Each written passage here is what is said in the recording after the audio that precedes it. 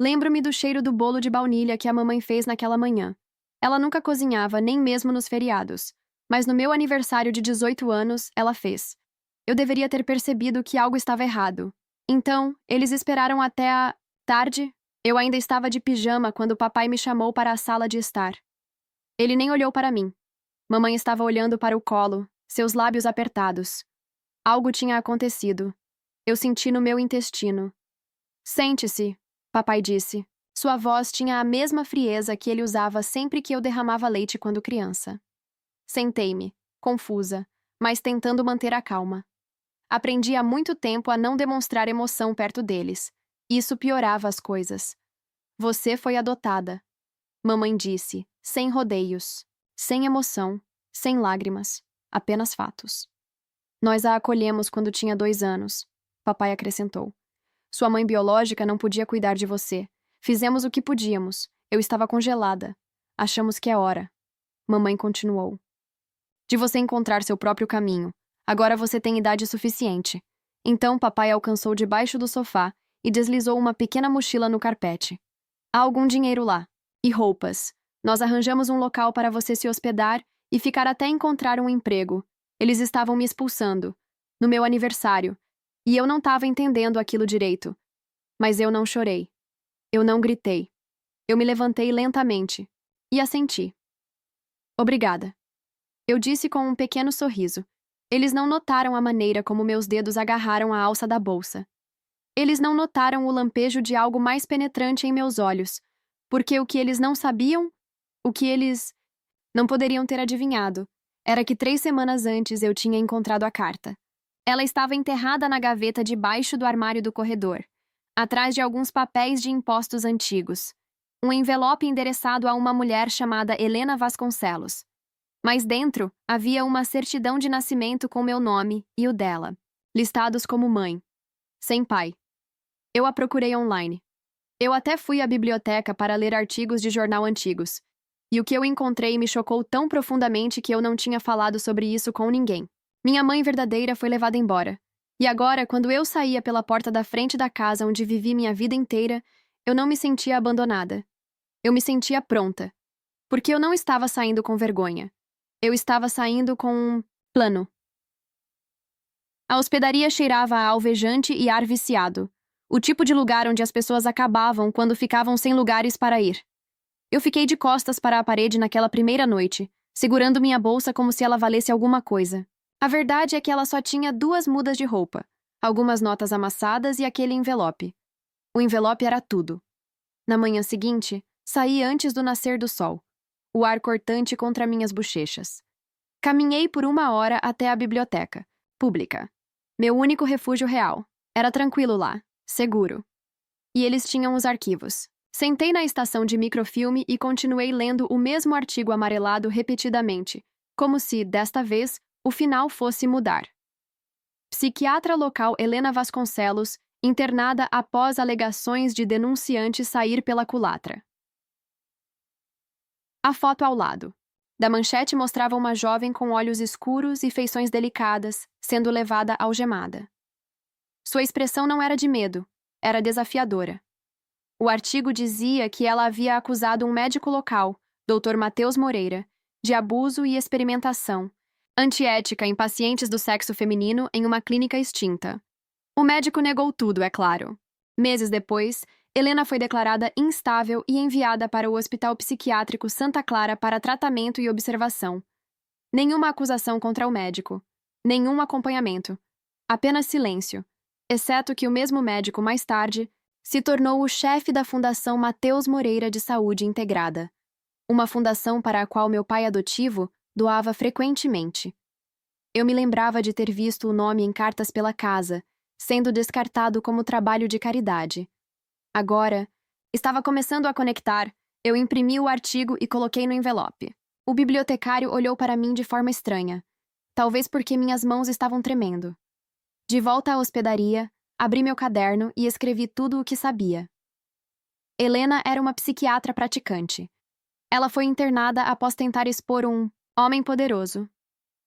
Ela me deu à luz durante esse tempo. De alguma forma, acabei sob os cuidados de um casal conectado ao mesmo homem. Isso não foi coincidência. Naquela noite, eu não conseguia dormir. As sombras no teto pareciam muito vivas, muito próximas. Eu ficava pensando nela.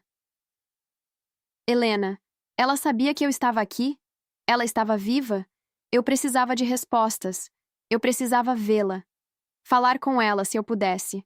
Mas primeiro, eu tinha que descobrir onde ficava a unidade psiquiátrica Santa Clara agora, se é que ainda existia. Na manhã seguinte, comecei a ligar para os cartórios, departamentos de saúde mental, qualquer um que pudesse saber para onde os antigos pacientes foram transferidos, depois que Santa Clara foi fechado. A maioria nem sabia que existia, mas uma funcionária, uma mulher mais velha com uma voz suave, hesitou quando perguntei. Ela disse que me ligaria de volta. 2 horas depois, ela ligou. Há um centro de cuidados de longa duração em Santa Eulália, cerca de 3 horas ao norte. Alguns dos pacientes de Santa Clara foram transferidos para lá, silenciosamente, no final dos anos 90, sem lista pública, mas posso dizer que alguns deles ainda estão lá. Eu não perguntei como. Ela sabia. Apenas escrevi o nome: Instituto Horizonte Azul de Saúde Mental. Eu tinha um destino agora, mas não tinha carro, nem dinheiro, nem ideia do que encontraria. Eu não comia há um dia. Não porque não pudesse, mas porque não tinha dinheiro. As contas amassadas que meus pais adotivos me deram, quase tudo foi para taxas de hostel e registros de impressão. Cada moeda importava agora, até mesmo as que ficavam presas no fundo das máquinas de venda automática. Sentei-me na calçada perto da biblioteca, com meu caderno no colo, tentando resolver a matemática. O ônibus para Santa Eulália não era grande coisa, mas poderia muito bem ter sido uma passagem de avião com o que eu tinha. Eu não queria roubar. Eu não queria implorar. Eu só queria respostas. O restaurante do outro lado da rua tinha uma placa de procura-se na janela. Eu hesitei. Então atravessei. Perguntei pelo gerente. Disse a ele que lavaria pratos, esfregaria o chão, qualquer coisa. Ele me olhou de cima a baixo, notou as olheiras. Então disse: Você começa amanhã às 6h da manhã. Eu trabalhei por 5 dias seguidos. Mal falei com ninguém. Minhas costas doíam. Minhas mãos estavam machucadas por causa da água fervente e do sabão rachado. Mas, na sexta-feira de manhã, embolsei R$ 117 em gorjetas, e foi o suficiente. Peguei o ônibus para Santa Eulália, saiu às 10h40. Não me despedi de ninguém, apenas caminhei até o terminal, dobrei o envelope com o artigo de Helena dentro da minha jaqueta e subi a bordo. O passeio foi tranquilo, passando por cidades que pareciam quase abandonadas, suas ruas ainda cobertas de geada, embora já fosse abril. O Instituto Horizonte Azul sentava-se no topo de uma longa colina, meio escondido pelas árvores. A placa estava desbotada, a tinta descascando. Parecia menos um hospital e mais uma mansão esquecida. A mulher na recepção mal olhou para cima quando entrei. Ela tinha uma prancheta, óculos empoleirados no nariz e uma voz cansada. Estou aqui para visitar um paciente, eu disse, firmando minha voz. Nome? Ela perguntou. Helena Vasconcelos. Ela piscou. Relação? Eu parei. Eu sou sua filha. Ela levantou os olhos, me estudando por um momento. Ela não recebe visitas. Eu sei. É por isso que estou aqui.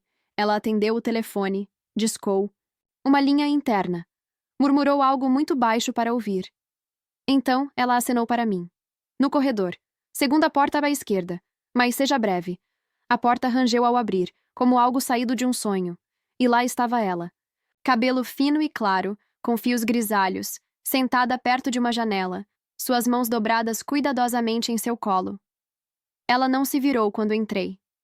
Helena, eu disse, a voz trêmula agora. Ela olhou para cima lentamente.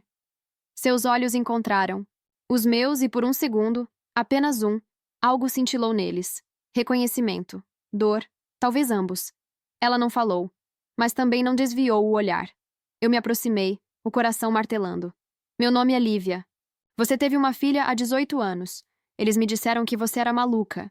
Disseram que você era perigosa. Mas eu li o que aconteceu. Eu sei o que você tentou fazer. Eu sei também o que eles fizeram com você. Ela exalou suavemente. E algo em sua postura mudou. Suas mãos cerradas. Eles ainda me observam. Ela sussurrou quase baixo demais para ouvir. Eles acham que eu não lembro. Mas eu lembro. Eu congelei. Ela se lembrava. Mas quem eram eles? Os olhos de Helena dispararam em direção à porta, depois para os cantos do teto. Lá não havia câmeras que eu pudesse ver, mas ela olhou como se soubesse exatamente onde elas costumavam estar. Sua voz estava quase um sussurro quando ela falou novamente. Eles gravavam nossas sessões de terapia. Disseram que era para pesquisa, mas não era.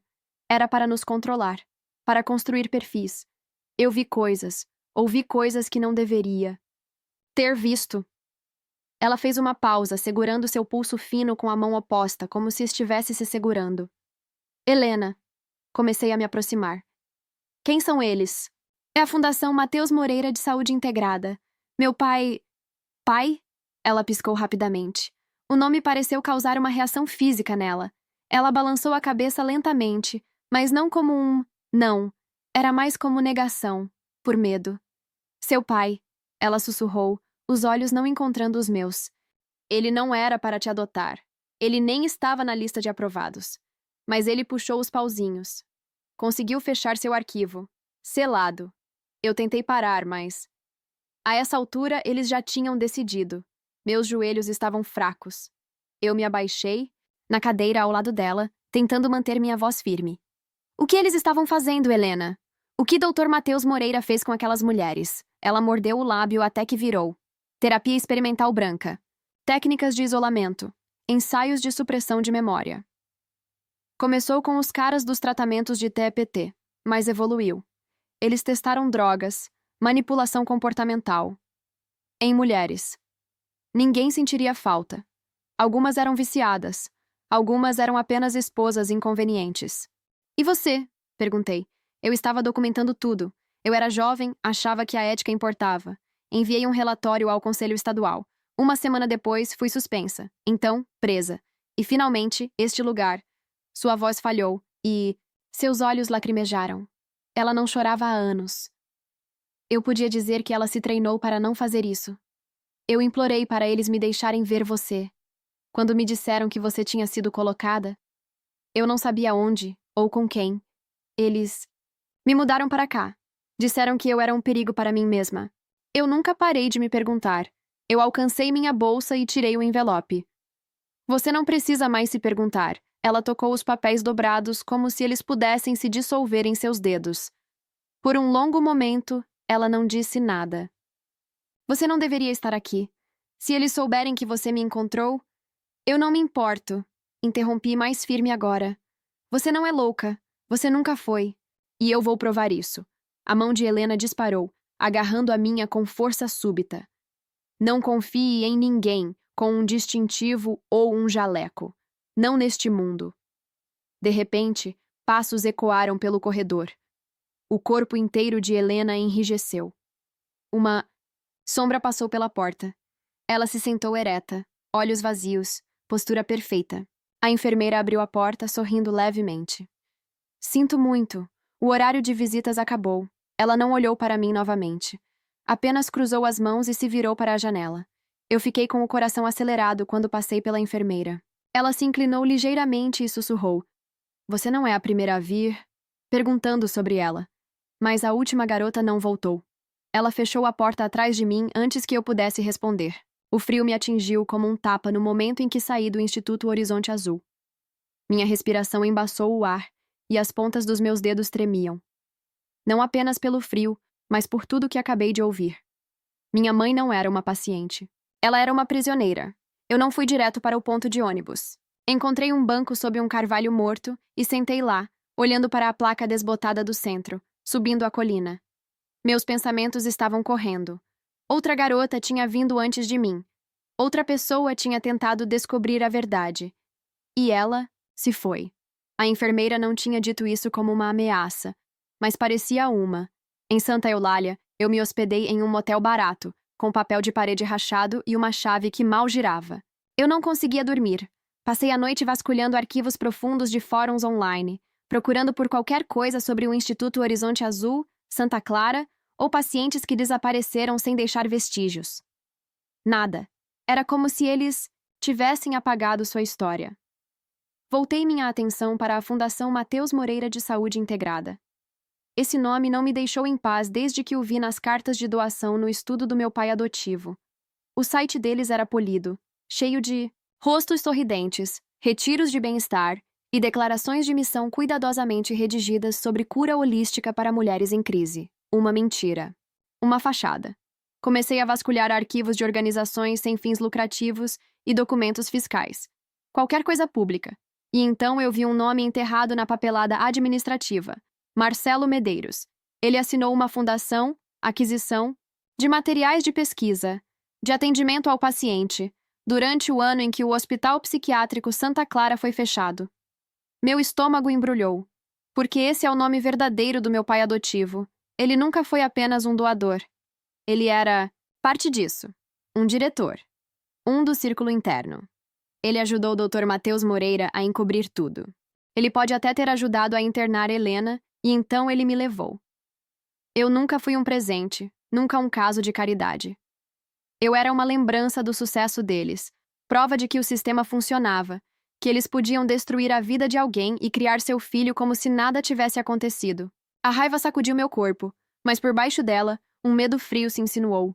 Eles tinham poder, alcance. Eles apagaram outros antes. Aquela enfermeira no Instituto Horizonte Azul não tinha me avisado por gentileza. Ela estava me dizendo para correr. Mas eu não estava correndo. Eu precisava de provas. Eu pesquisei registros de funcionários públicos para o Instituto Horizonte Azul e encontrei um nome: Enfermeira Camila Souza, o mesmo que eu tinha visto no crachá. Com algum esforço, eu rastreei sua página do Facebook. Nenhuma postagem, apenas curtidas e fotos de seu gato. Mas havia uma pista, um comentário antigo sob uma foto de uma conferência de enfermagem. Alguém a marcou e disse: ainda trabalhando? À noite no Instituto Horizonte Azul? Coitada, aquele lugar é casa mal-assombrada.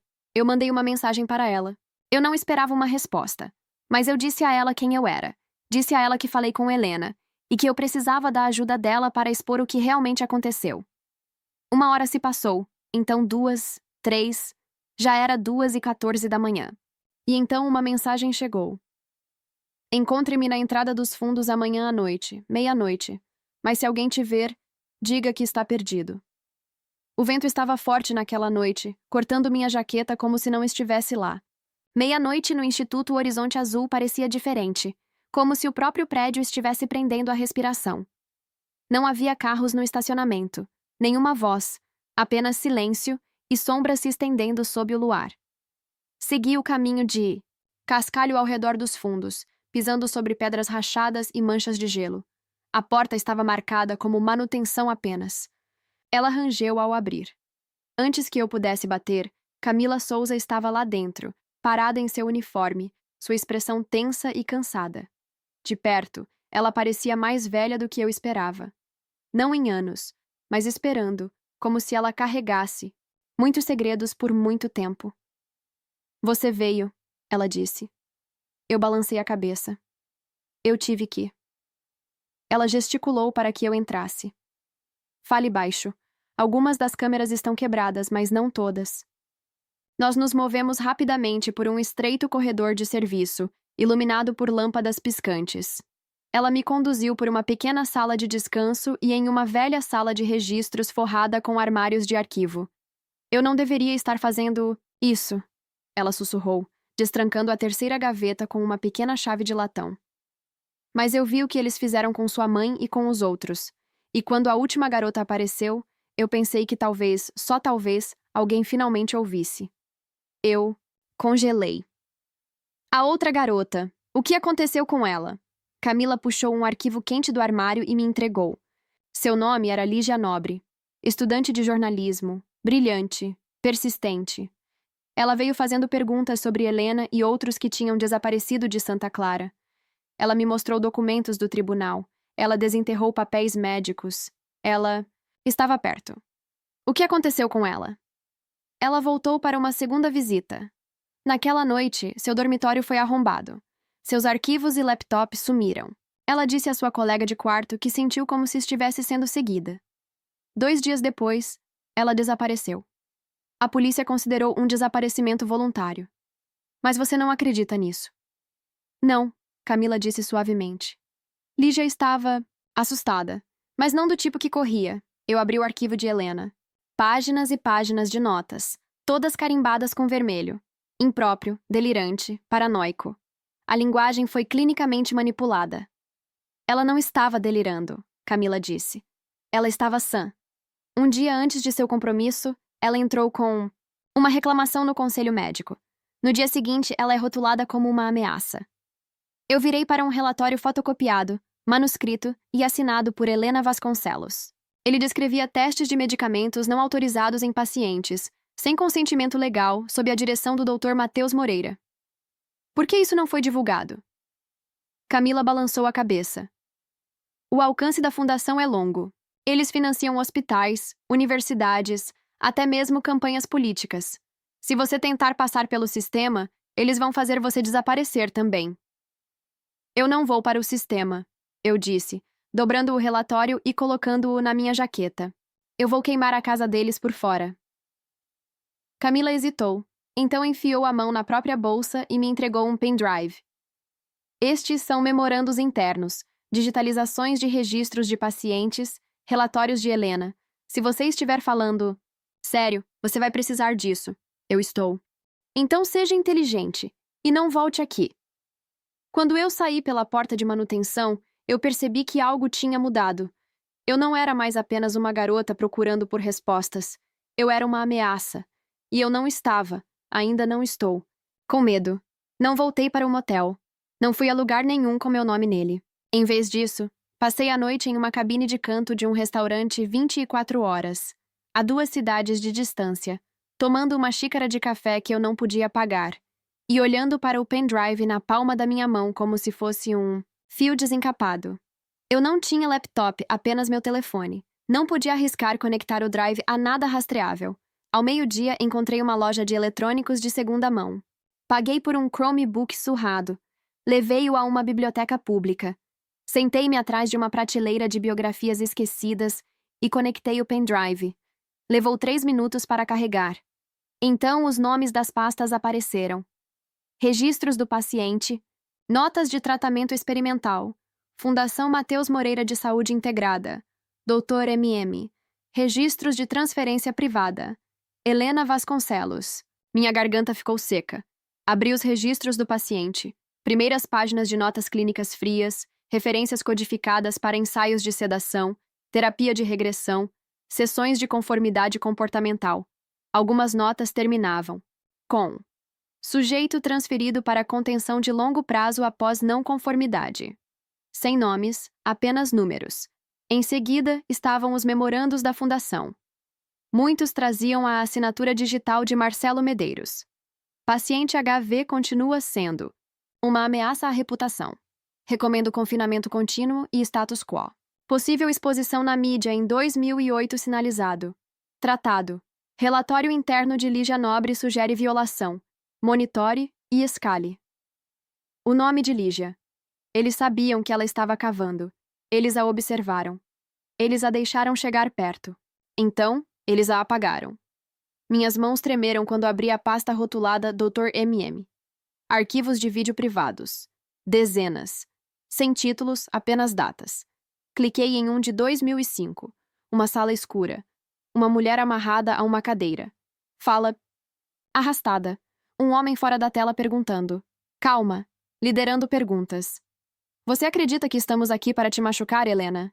Uma voz familiar, fria, suave. Dr. Matheus Moreira. Não, ela murmurou. Você me ajudando a esquecer. Eu bati a tampa. Não era terapia. Era programação. Eu precisava agir rápido. Entrei em contato com todos os jornalistas, independentes que pude encontrar. Tópicos do Reddit. Formulários de vazamento anônimos. Eu até enviei o conteúdo completo do Drive para um e-mail descartável conectado a um podcast. Uma vez, ouvi falar de denunciantes. A maioria não respondeu. Mas um nome chamou minha atenção. Maju Coutinho. Ex-repórter investigativa, demitida anos atrás por prosseguir com uma história sobre tratamento psiquiátrico antiético em instalações administradas pelo Estado. O boato era que ela continuou investigando, mesmo fora da rede. Enviei uma mensagem para ela. Tenho provas de experimentos sancionados pelo Estado em mulheres. Tenho nomes, vídeos E acho que uma garota chamada Lígia Nobre tentou falar com você antes dela desaparecer. Por favor, me ajude. Eu esperava silêncio, mas uma hora depois ela respondeu. Onde você está? Estou esperando por isso há 15 anos. Maju Coutinho não morava em uma cidade. Ela se isolou, morava em uma pequena cabana no fim do nada, a 3 horas do mais próximo posto de gasolina e enterrada sob pinheiros grossos como segredos. Sua voz ao telefone tinha sido baixa, direta. Sem nomes, sem placas. Deixe seu telefone no porta-luvas. Eu te encontro lá fora. Eu segui todas as instruções. Quando cheguei, ela já estava esperando na varanda. Início dos 50 anos, olhos afiados. Ela não sorriu. Por dentro, ela se moveu rápido, sem boas-vindas, sem chá. Apenas trancou. A porta tirou um laptop empoeirado e disse: Mostre-me. Eu entreguei a ela o pendrive. Ela o conectou. Nenhuma reação enquanto ela rolava pelas pastas. Apenas uma respiração lenta e deliberada. E então ela viu um nome. Lígia Nobre. Maju Coutinho murmurou. Ela me disse que estava com medo. Me disse que achava que estava sendo seguida. Eu me ofereci para encontrá-la. Mas ela desapareceu antes que pudéssemos. Ela parou um pouco, olhou para mim. Você não está apenas arriscando sua vida. Você está entrando em uma guerra. Essas pessoas acham que já venceram. Eu sei, eu disse. Mas não vou recuar. Ela abriu um dos memorandos e assentiu. Estes são reais. A linguagem, os cabeçalhos. É assim que a Fundação escreve. Você não poderia fingir isso. Então, ela clicou nos vídeos. Assistiu em silêncio. Mandíbula firme, cerrada. Isso vai a público. Alguém queima, ela disse finalmente. Mas temos que ser espertas. Um movimento errado e você desaparece. Como Lígia. Ou pior, como Helena. Viva, mas enterrada. Ela se inclinou mais perto, voz em sussurro. Precisamos fazer isso de uma maneira grande demais para afundar de vez eles. Vamos procurar aliados confiáveis, ex-promotores, redes de denunciantes. E quando nós largarmos isso, nós largamos em todos os lugares de uma vez. Eu assenti. Mas no fundo, eu sabia que não estávamos apenas lutando pela verdade. Estávamos lutando por Helena, por Lígia e pelo que restou da minha própria vida roubada. A vida de Maju Coutinho mudou rápido. Em 24 horas, o pendrive foi duplicado 6 vezes e enviado para 6 pessoas em todo o país. Ex-promotores, advogados, de direitos humanos, 2 podcasters e uma plataforma clandestina de denúncias. Cada pessoa recebeu uma senha separada para desbloqueá-lo, entregue por chamadas criptografadas. É assim que você mata um monstro, Maju disse. Priva ele do sigilo. Enquanto isso, ela redigiu um relatório abrangente para acompanhar. As evidências conectando tudo. Ela trabalhou a noite toda. Eu mal dormi. Mas na manhã seguinte, acordei com um correio de voz. Era dele, Marcelo Medeiros. Sua voz estava firme e calma, do jeito que sempre foi. Controlada, como se ele já estivesse decidindo o que viria a seguir. Lívia, eu sei o que você está fazendo. Eu quero conversar. Você me deve isso. Eu olhei para o telefone. Meu estômago se contorceu. Eu não devia nada a ele. Maju ergueu os olhos do laptop. Não vá, mas eu tinha que ir. Eu precisava olhar nos olhos dele uma última vez. Nos encontramos. Em um lugar público. Uma velha estação de trem meio abandonada. Câmeras, testemunhas. Eu mantive distância. Ele usava seu casaco bege de sempre e sorria, paternal, como se nada tivesse acontecido. Mudou. Você se tornou uma garota inteligente, ele disse. Não. Eu surtei. E não finja. Você não me criou por amor. O rosto dele piscou. Você acha que isso era simples? Você acha que eu queria isso? Não, eu disse. Eu acho que você queria controle. Ele fez uma pausa. Então deu um pequeno aceno. Tudo o que você encontrou é perigoso. Não só para mim. Para você. Para ela. Se você liberar, as pessoas vão se machucar. Eu sei, eu disse, olhos fixos nos dele. E elas já estão. Ele se aproximou. Isso não tem que acabar mal. Você ainda tem tempo para parar. Eu não me mexi. Então eu disse baixinho. Já está feito. Ele saiu imóvel. Seu rosto mudou. Calma descascada, revelando algo mais frio. Isso vai te destruir. Também, ele disse. Não, eu sussurrei. Isso vai me libertar. Eu me virei e fui embora. Eu não olhei para trás. A notícia estourou 2 dias depois. Começou com um episódio de podcast. Áudio bruto e não filtrado dos vídeos que Lígia havia recuperado. Então vieram os artigos, os documentos, as varreduras de arquivos de pacientes falsificados, declarações de denunciantes, uma exposição anônima de Camila, citando nomes. E então, o vídeo. Helena naquela sala, sua voz arrastada, seus olhos vazios. As pessoas assistiram. As pessoas ouviram. Até o final da semana, Santa Clara estava em alta. Em 10 dias, o Procurador-Geral do Estado anunciou uma investigação formal. Intimações foram emitidas. O nome de Marcelo Medeiros apareceu ao lado de Dr. Matheus Moreira e de mais 3 em uma ação coletiva movida por ex-famílias de pacientes. Lívia não esperava que o mundo se importasse, mas se importou. Maju a manteve protegida e escondida, enquanto o frenesi da mídia aumentava. Mas os pensamentos de Lívia nunca deixaram o Instituto Horizonte Azul. Eu tenho que tirá-la de lá, ela disse a Maju uma manhã, antes de decidirem se ela é muito perigosa para manter viva ou não. Maju fez uma ligação ao anoitecer. Eles estavam na estrada. O Instituto Horizonte Azul não resistiu após o vazamento. A equipe estava assustada, incerta. Alguns já tinham saído. A enfermeira, Camila Souza, os encontrou na porta e entregou uma prancheta. Ela foi sedada silenciosamente, mas ela ainda está lúcida. Você precisa se mover rápido. Lívia a encontrou na mesma cadeira perto da janela. Mãe, ela sussurrou, ajoelhando. Vamos embora. Os olhos de Helena estavam vidrados, mas sua mão se moveu, devagar, mas com certeza. Ela tocou a bochecha de Lívia. Você conseguiu! Eu consegui, mãe! Lívia disse, lágrimas transbordando. Não importava o que eles fizeram. Elas saíram juntas, sem alarmes. Nenhum homem de jaleco branco. Apenas luz do crepúsculo e vento.